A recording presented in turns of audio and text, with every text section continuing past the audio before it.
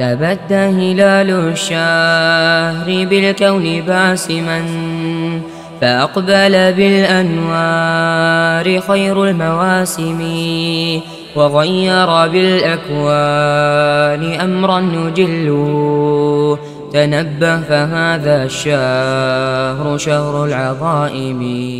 بسم الله الرحمن الرحيم. الحمد لله رب العالمين والصلاة والسلام على نبينا محمد وعلى آله وصحبه أجمعين وبعد. السلام عليكم ورحمة الله وبركاته. Bugungi sana 2025-yil fevral oyining 26-chorshanba kuni sizlar bilan yangi boshlagan darsimizni davom etkazamiz. Alloh taolo mana bu boshlagan darsimizni davomli va hamda manfaatli qilgan bo'lsin. Biz asosiy mana boshlagan mavzuyimiz ro'za ahkomlari va hamda hayit namoziga, hayit bayramiga taalluqli bo'lgan odob axloqlar mavzusida al-muxtasarul mufida, ya'ni foydali bir qisqacha muxtasar bir risola degan kitobni dars qilib boshlagan edik. O'tgan safargi darsimizda bir qator muqaddima sifatida gapirib o'tdik va undan tashqari biz Ramazon oyini fazilati degan mavzuga bir qator to'xtab bu haqidagi hadislarni o'qishga kirishdik. Mana shu Ramazon oyini fazili, xosatan Ramazon oyi, hali biz ro'zani fazli haqida gapirmayotgandik. Mana shunga bir qator to'xtab o'tdik. Xo'p, endi qarang, hozir yana to'xtab o'tadigan narsalarimizdan kayfa naro shurura val maasi taqofi Ramazon kafiron. Ya'ni bu yerda bir savol tug'iladi. Masalan, mana ba'zi odamlar ham mana shu savolni o'zi so'raydi ham, qiziqadi ham. Masalan, o'tgan safar ham ishora qilib aytib o'tdik-ku bunga. Masalan, mana Ramazon oyida shaytonlar ular zanjirband qilinsa, ularda bog'lab qo'yiladigan bo'lsa, qanday qilib yana mana shu Ramazonda gunohlar sodir bo'laveradi? Qanday qilib Ramazonda yana bob-boynagidek gunohlar bo'laveradi deb savol beriladigan bo'lsa, ana shuni javobini hozir aytamiz. Xo'p, demak, birinchi navbatda savolni negizi nima ekan? Savol nima uchun, ya'ni qanday yomonliklar va hamda ma'siyatlar Ramazonda ko'pincha bo'layotganligini, sodir bo'layotganligini ko'ramiz.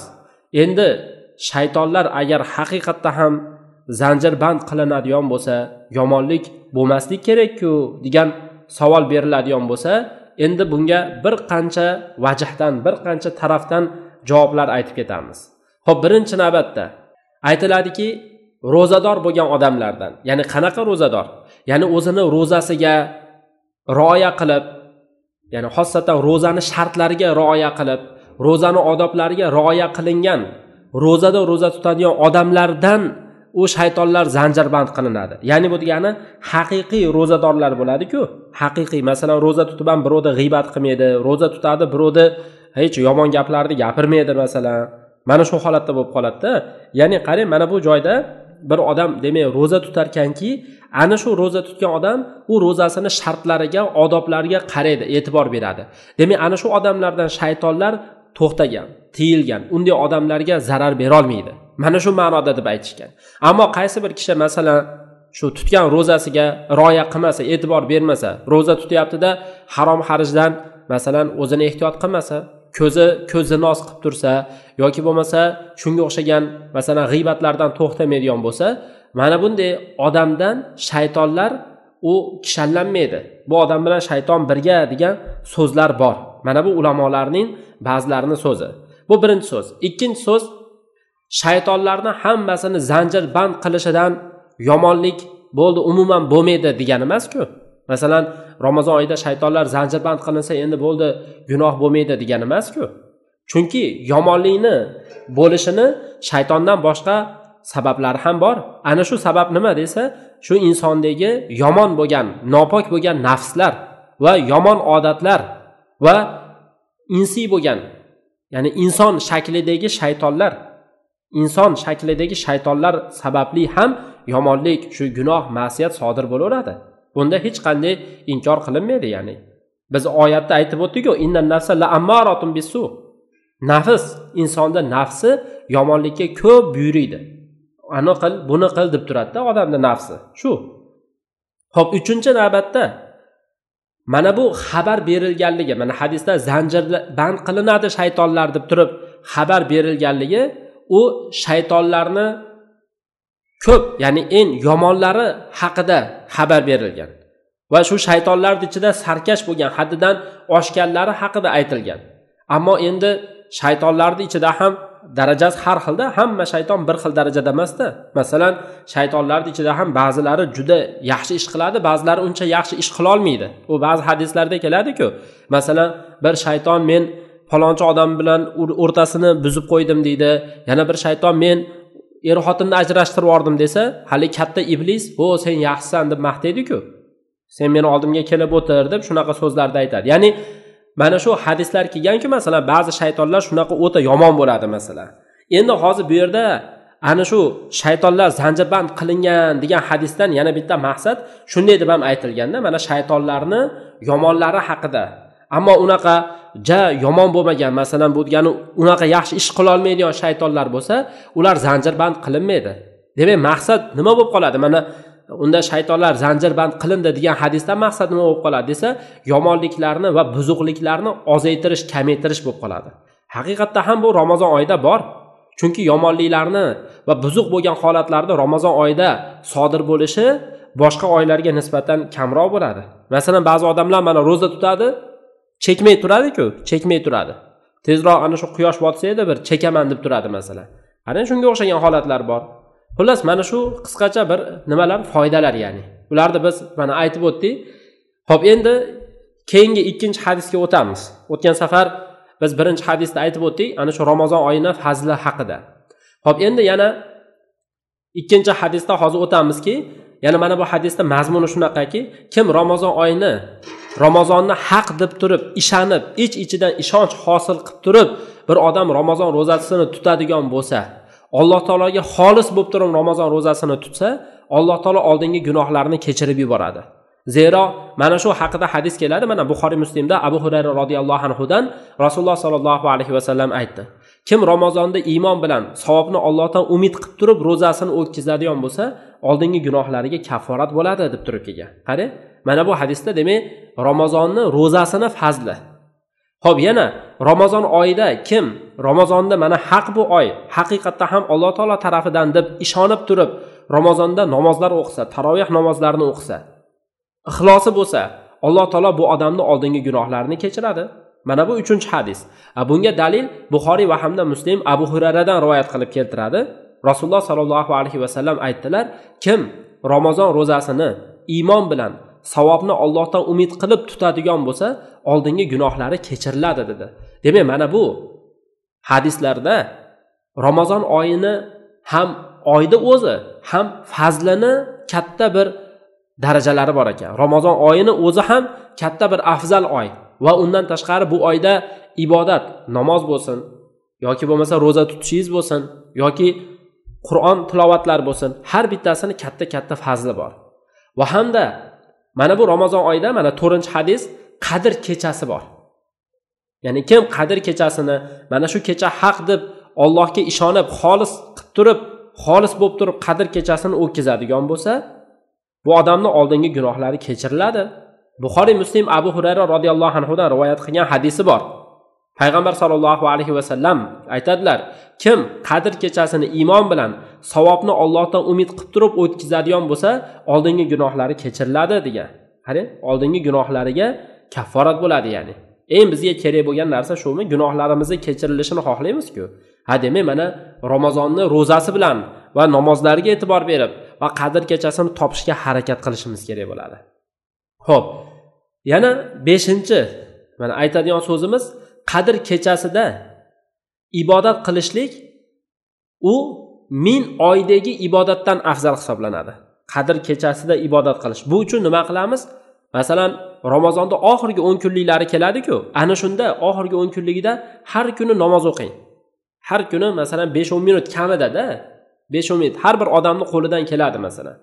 Kamida masalan bir 10 minut, 20 minut masalan vaqt ajratib, bir namoz o'qib, Allohdan so'rab, mana shu Qadr kechasiga yetishganingizni so'rab, duo qilib, o'zingizga kerak bo'lgan gunohlaringiz kechirilishini so'rab duo qilib olsangiz, mana bu kechaga siz ulgurib qolgan bo'lasiz. Mana shu kechada bitta duoingiz 1000 oydan ko'ra afzal. Ya'ni mana shu Qadr kechasiz, Qadr kecha bo'lmagan holatda 1000 oy bor. Masalan, ana shu oylarni hisoblasangiz qancha bo'lib ketadi masalan? Hammasidan nima deyiladi? Afzal deyiladi ya'ni. Qadr kechasida ibodat qilish, ana shu kechada duolar qilib qolishlik eng katta baxt, insonning baxti bu. Demak, musulmon kishi Qadr kechasida ibodatlarni ko'p qilish kerak. Qanaqa ibodat bo'lsa ham. Hamma ibodatni ko'p qilishga harakat qilish kerak. Masalan, ibodatlardan Qur'on o'qish bo'lsin, zikr qilish bo'lsin, duo qilish bo'lsin. Chunki Qadr kechasidagi ibodat 1000 oyni ibodatiga barobar bo'ladi. U 1000 oy deganimiz Qadr kecha yo'q bo'lgan 1000 oy, undan ham yaxshiroq bo'ladi. Qarang, va hamda ba'zi ibodatlar bor, xosatan mana shu muborak Laylatul Qadr kechasida ko'p qilib olishimiz kerak bo'ladi. Hali keladi bu Laylatul Qadr kechasi, endi keladi. Lekin biz hozir bu yerda gapirib qo'yapmiz nimaga? Targ'ib bobidan. Chunki bundan keyingi mana gapiradigan mavzularimiz ro'zani ahkomlari haqida gapiramizda, ya'ni keyingi darslarda albatta. Xo'p, demak, mana shu Qadr kechasi agar biz yetib qoladigan bo'lsak, ana shu Qadr kechasiga ko'p duo qilishimiz kerak bo'ladi. Qanday duo? Ya'ni har qanday Alloh taoladan so'rashimiz kerak bo'lgan duo. Chunki ba'zi ibodatlar bor, mana shu kechada juda ko'p qilishingiz kerak bo'ladi. Boshqa ibodatlardan ko'ra. Ana shu ibodatlardanki duo qilib qolishlik va hamda shu bilan birgalikda mana nima deb aytamiz yana? Qur'on tilovat qilishlik. Qarang, namoz o'qish, sadaqa, mana shu Qadr kechasida qilib qolishga harakat qilish kerak-da. Va hamda ota-onaga yaxshilik qilishlik. Endi bilmaymiz-ku biz Qadr kechasini qaysi biri Qadr kecha o'zi. Ramazonda oxirgi 10 kunligida deyilgan-ku hadislarda. Endi har kechada shuna qilaverasiz-da, har kechada. Har kechada duo, har kechada Qur'on tilovati, har kechada namoz o'qish, har kechada sadaqa qilish, har kechada ota-onaga yaxshilik qilish, qarindoshlik bilan aloqalarda tiklash, faqir va muhtojlarga yaxshilik qilib qolishlik. Qarang, shu ma'noda. Va hamda Alloh subhanahu va taolo, ya'ni Alloh taoloni tasbih aytib, tahlil aytib, zikr qilish ko'p. La ilaha illalloh. Masalan, mana ba'zi zikrlar bor, hammasini jamlaydi. Subhanalloh, alhamdulillah, la ilaha illalloh, vallohu akbar. Masalan, ana shu takbir aytish, tasbih aytish, tahmid aytish, hamd aytish, mana shularning hammasi tahlil, ya'ni la ilaha illalloh ham borda. Mana shu zikr u juda ham bir ulug' bo'lgan zikrlardan. Zero mana ba'zi hadislarda keladi-ku, jannat tep-tekis yer. Ya'ni masalan, siz jannatli odam bo'ladigan bo'lsangiz, jannatda sizga bir tep-tekis yer beriladi. Xuddi dalaga o'xshaydi. Siz ana shu o'zingizni jannatingizni ko'paytirishingiz kerak daraxtlarini. Nima qilib ko'paytirasiz?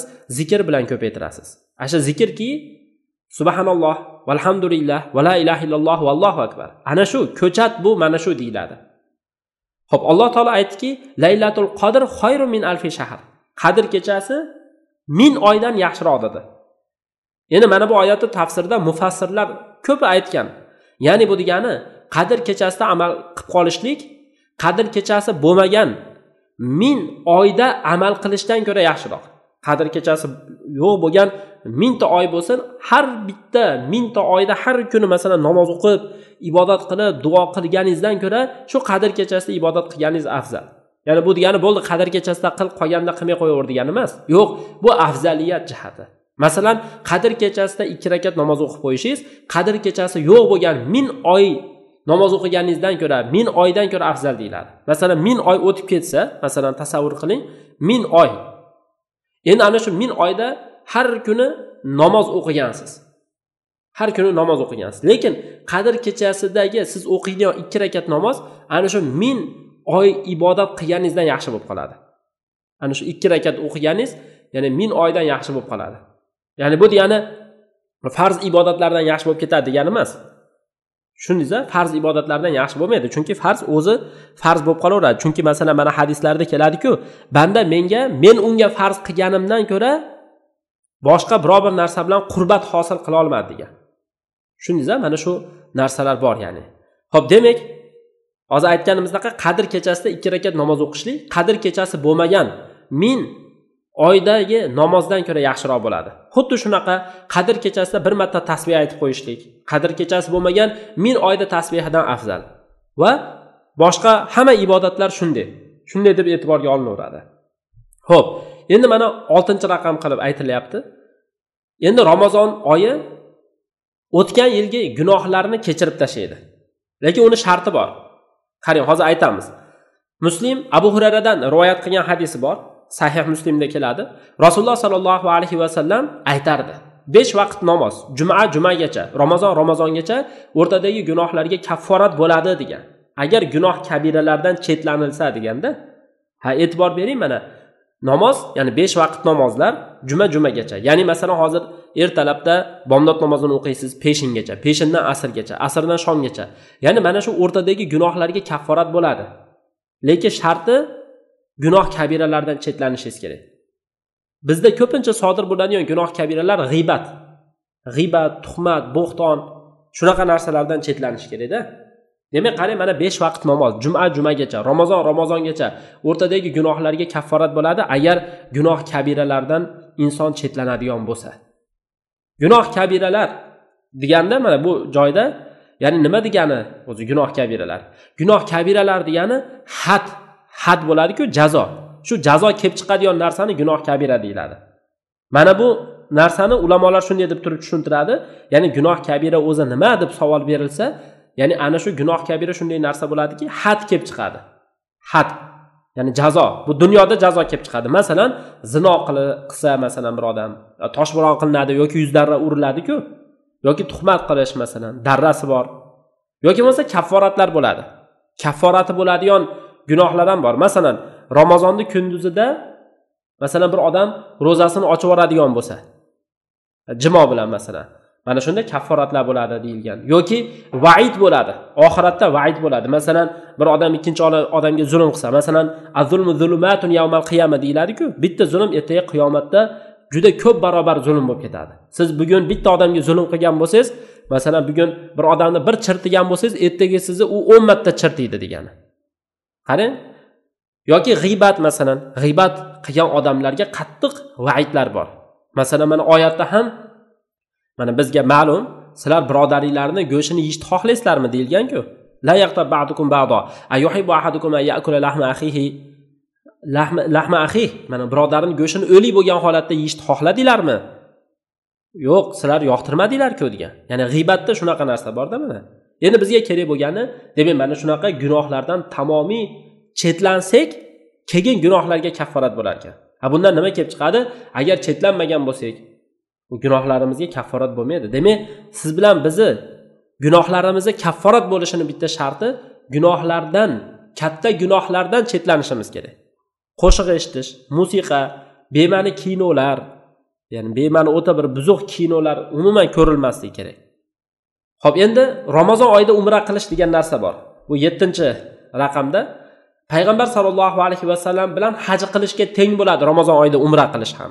Buxoriy Muslimda rivoyat keladi, Ibn Abbos radhiyallohu anhudan Rasululloh aytdilar, ya'ni ansonlardan bir ayolga aytganda, agar Ramazon oyi bo'lsa, umra qilgin. Chunki Ramazon oyida umra qilish hajga teng yoki men bilan haj qilishlikka teng degan.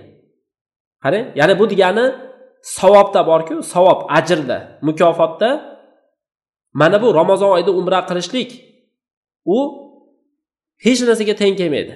Hozir aytilgandek mana hajga teng deyilyapti. Demak, ana shu umrani martabasi savobda hech qaysi bir narsa unga teng kelmaydi. Qaysi bir kishini bo'ynida, misol uchun, masalan aytaylikki, haj bo'lsa, hozir bu yerda uni deb tushunib qolmaydi-da. Masalan, hozir bu yerda savobda nimaga tengda? Mana umra qilsangiz, Ramazon oyida u hajga teng deyilyapti-ku.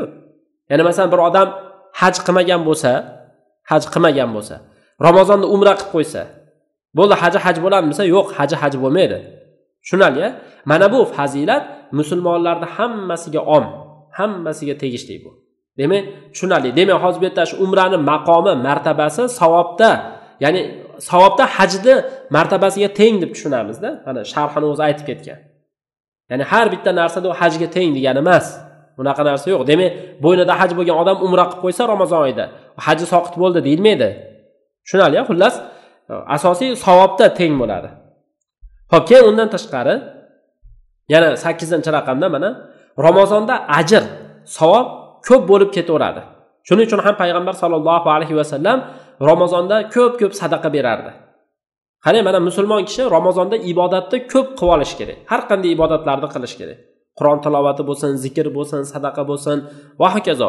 Ibodat turi ko'p. Chunki Ramazon oyi ajr, savob ko'p bo'ladigan oy. yaxshiliklar ko'p bo'ladi. Mana Buxoriy Muslimda hadis keladi-ku Ibn Abbosdan. Rasululloh mana bu, ya'ni Ibn Abbos aytib berganda o'zi Rasululloh sollallohu alayhi vasallam insonlarning ichida o'zi sahiy, saxovatli inson edi. Sahiy odam edi Rasululloh. Lekin qarang, shunday deb aytganki, Ramazon bo'lib qolsa, bo'lib ham Ramazonda eng sahiy bo'lardi. Jibril bilan ko'rishgan mahalda, ya'ni Jibril Rasululloh bilan ko'rishsa, Rasululloh juda ham sahiy saxovatligi yana ham ortib ketardi. Shu darajada bo'lardi-da. Va Ramazonda har kechasida ko'rishardi. Rasululloh Jibril bilan ko'rishardi. Qur'onni dars qilib o'tirardi. Demak, bu Ramazon oyi Qur'on oyi. Mana bu hadis mana bizga foyda bo'ladi mana shu joyi. Rasululloh sallallohu alayhi vasallam esib turgan yoqimli shabodadan ko'ra, yoqimli shamoldan ko'ra yaxshilikda yana ham yaxshiroq, yana ham sahiyroq bo'lib qolardi. Mana bizda mana sadaqa qilishlikda haligi nima deb tushuniladi? Shu lo'liga 1-2 so'm berib qo'yish. U lo'liga bermaslik kerak o'zi. Yo'q, siz haqiqatda bir muhtoj bo'lgan odamga berasiz. Asosiy mana muhtoj bo'lgan odamlar qancha odamlar muhtoj bo'lib yotibdi. Qarang, masalan, mana Al-Hol degan o Iroqda bir joy bor. Kurdlarning qo'lida ana shu joyda muslima ayollar bor qancha. Qiynalyapti bechoralar, masalan. Shularga yordam chiqarishlik kerak bo'ladi. Yoki boshqa unga o'xshagan qancha insonlar bor ya'ni. Ya'ni yaxshi odamlarda. Ba'zi hadislarda kelgan-ku, seni molingni faqatgina taqvodor odam yesin deb. Hadis kelgan-ku, ya'ni shu-da, masalan, ko'p sadaqalar qilib qolishlik kerak. Demak, mana bu hadisda hozir biz oladigan foydamiz, payg'ambar sollallohu alayhi vasallam sahiyligi, infoqi ko'p bo'lib ketardi Ramazon oyida, ko'p qilardi. Va hamda juda ko'p sahiylik qilib sadaqa qilardi mana shu Ramazon oyida. Chunki Ramazondagi ibodat ajri ko'p bo'lib ketaveradi. Ramazon oyidagi ibodatda ajri ko'p bo'lib ketaveradi. Shuning uchun ham musulmon kishiga Ramazonda ibodatlarni ko'p qilib olish kerak. Xossatan sadaqani deb turib aytilyapti buni. Xossatan sadaqani. Navaviy rahimahulloh mana bu hadisda bir qancha foyda bor deb turib aytgan. Birinchi foyda payg'ambar sollallohu alayhi vasallamning o'ta sahiy ekanligini bayon qilish bor. Ikkinchi foyda Ramazonda yaxshilikni ko'p qilish mustahab ekanligi bor. Uchinchi foyda yaxshilik, ya'ni yaxshilik va sahiylikni solihlar bilan ko'rishilgan mahalda ko'paytirishlik bor. Mana Rasululloh ham Jibril bilan ko'rishganda ko'p yana ham sahiy bo'lib ketar deyilyapti-ku. Ana shunaqa holatlar bor-da. Qarang, va ular bilan ajragan ana shu solih insonlar bilan o'tirib, ular bilan ajragandan keyin yana ham nima bo'lib ketishlik bor deb qo'yyapti, yana ham yaxshilik ziyoda bo'lishi bor. Ular bilan ko'rishib, bir nima qilishlik uchun, ular bilan ko'rishib, bir o'z-o'zidan, ya'ni yana ham ta'sirlanish holati bo'lganligi uchun. Chunki payg'ambar sollallohu alayhi vasallam Jibril bilan ko'rishgan mahalda yaxshiligi yana ham ortib, sadaqa berishi yana ham ko'payib ketardi. To'rtinchi oladigan foydamiz, Qur'onda dars qilish mustahab bo'ladi Ramazon oyida.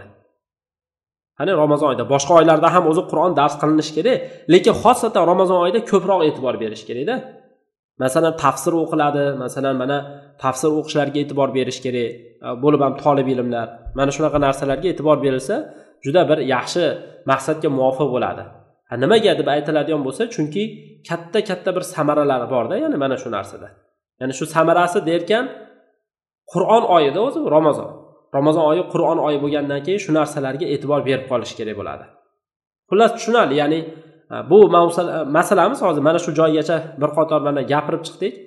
Ya'ni asosiy biz nimalarni gapirdik? Mana Ramazon oyining ro'zasini fazilati, gunohlarga kafforat bo'lishi va hamda yaxshiliklarni ko'p qilib olishlik kerak ekanligiga bir qator ishoralar qildik. Vallohu alam o'zi mana shu joyda to'xtasak bo'lar ekan. Endi kelasi safarga, ya'ni darsimizda biz ikkinchi bahsga o'tamiz. Ro'zani fazilatlari haqidagi so'zlarni olib boramiz endi.